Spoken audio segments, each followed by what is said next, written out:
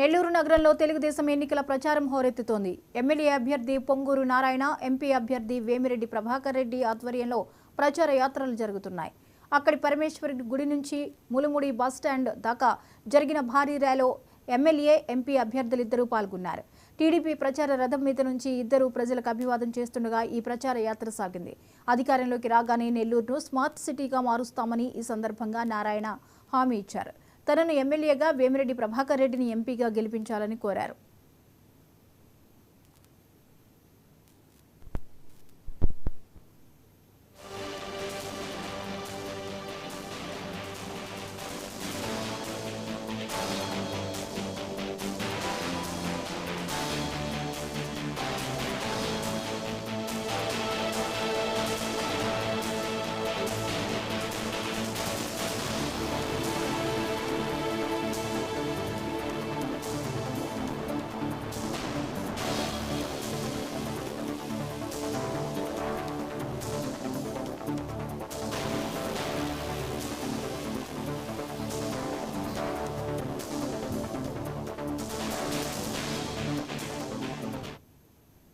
ఇండస్ట్రీస్కి వచ్చి ఇక్కడ పెట్టమంటే వాళ్ళు ఒకటి ఫస్ట్ ప్రశ్న, మీ రాష్ట్రంలో లా అండ్ ఆర్డర్ ఎలా ఉంది, ప్రశాంత వాతావరణం ఉందా లేదా. రెండోది, కేంద్రంతో మీ యొక్క రిలేషన్ ఎలా ఉంది.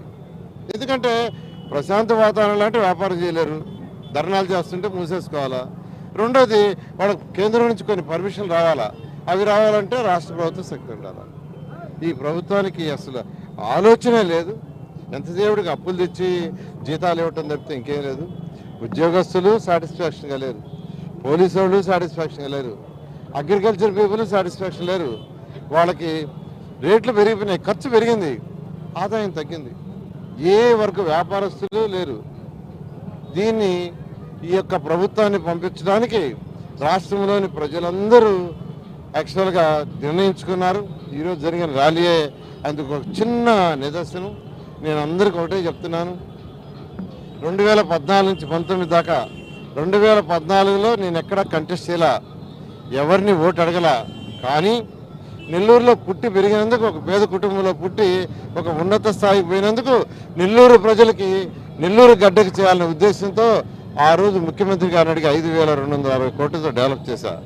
అయితే ఈరోజు నేను కంటెస్ట్ చేస్తున్నాను, మీ అందరి యొక్క అమూల్యమైన ఓటు అడుగుతున్నా. నా బాధ్యత పెరిగింది. ఓటు అడిగి గెలిచినప్పుడు 2014 కంటే నా బాధ్యత పెరుగుతుంది. ఖచ్చితంగా మీ అమూల్యమైన ఓటుని నాకు, వేమిరెడ్డి ప్రభాకర్ రెడ్డికి ఇద్దరికేసి ఎమ్మెల్యేగా, ఎంపీగా గెలిపించండి. ఖచ్చితంగా బాధ్యతగా ప్రజా సమస్యలు ఏముండే ఆ సమస్యలను తీర్చే విధంగా చేస్తానని తెలియజేస్తున్నాను. Thank you.